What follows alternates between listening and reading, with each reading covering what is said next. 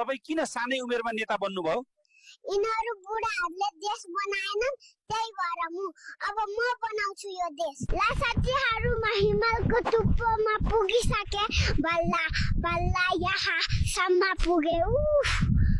Sir, मेरो खेती राम्रो छ, लोन पाए अझ राम्रो हुन्थ्यो। कुन पार्टीको झोले?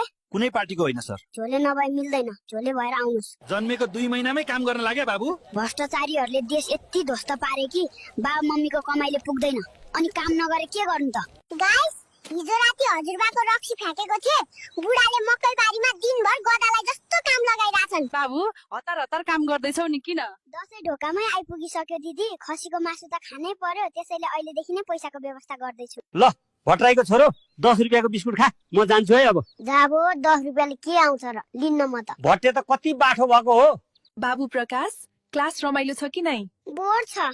अस्मिता म्याम तीजको लागि भनेर माइत गएछु, बोर भएको। Miss you ma'am. प्रकाश, केही गुनासो छ र तिम्रो? स्कुलमा नेपाली बोल्न नपाइने अरे, आफ्नै भाषा पनि सक्ने भए यी दलालहरूले।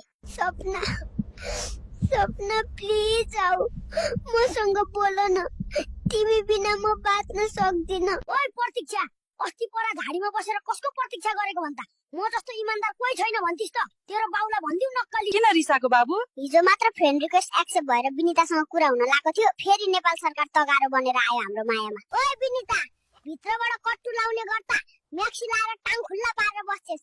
हग्नेलाई भन्दा देख्नेलाई लाज, छाडा मोरी। हेलो गाइस, हेर्नुस् मेरी गर्लफ्रेन्ड ललिता, एनलाई हिजो शपिङमा कट्टु किनिदिन्छु भनेको थिए, जानै पाइएन, अनि ठुस्केर बसेकी छिन्। ओए बबिता, टोयलेट नगई खुल्ला ठाउँमा मुत्ने काम नगर त, अस्ति चिप्लेर म झन्डै ढाड खुस्क्यो, उता टुक्रुका बसी पो हाल्दी रहेछ खाना पाए जसरी। ओए पवित्रा, पैसा कहाँ लुकाकी त्यो ब्लाउजमा चेपेर? झिक्दा फेरि कम्ता घुम्सेको गनाउँछ, झुकेर कुन्दिन पैसा निकाल्दा ब्लाउज नै फुस्केला नि मोरी। ए संगीता, मलाई बार फोन नगर त, बुढीले थाहा पाए भने घरबाट निकाल्छे, अर्कै खोज त। ओए अनुष्काको छोरो, फर्सी बोकेर कता हिँडेको? फर्सी होइन, खसी सम्झिनु। घरमा पाहुना आएर बसेको 7 दिन भइसक्यो जानी होइन, अब यही फर्सी पकाएर दिने हो। बाजे, तपाईको छोरा सन्दीप कसरी जन्मेको थियो? मेरो बुढीलाई त 9 महिना लागेको थियो, तर मैले चाहिँ 45 मिनेटमै काम सकाइदिएको भएर आज त्यो फटा जन्मियो।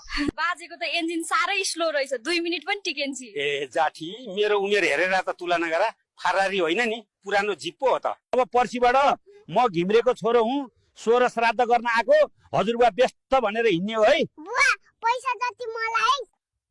तिमी बिहानै कहाँ हिँडेको? पापा र मम्मी काममा गएको देखेर मलाई पनि काममा जान मन लाग्यो।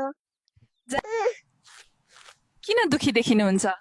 उफ, यो गर्मीमा पनि डाइपर लगाउनु पर्छ। तपाई यति सानो उमेरमा किन काम गर्दै हुनुहुन्छ? आजकल डाइपर कति महँगो छ थाहा छ?